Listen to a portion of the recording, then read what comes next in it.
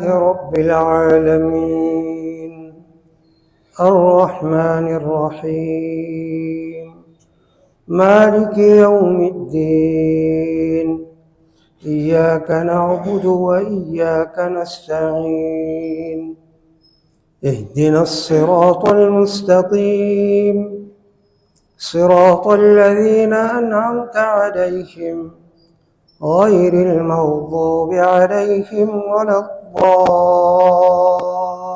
الضالين آمين.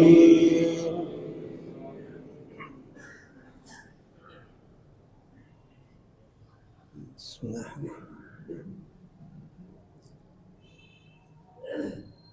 إذا زلزلت الأرض زلزالها وأخرجت الأرض أثقالها وقال الإنسان ما لها يومئذ تحدث أخبارها بأن ربك أوحى لها يومئذ يصدر الناس أشتاتا ليروا أعمالهم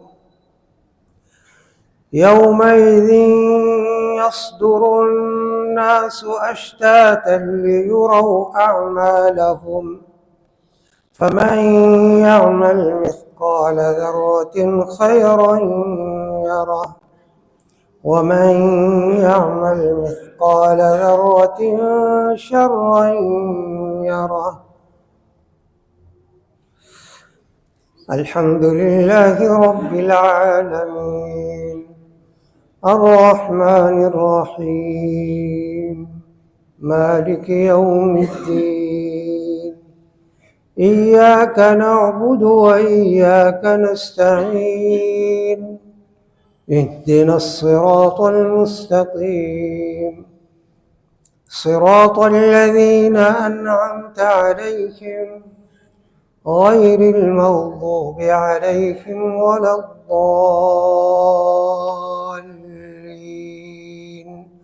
آمين.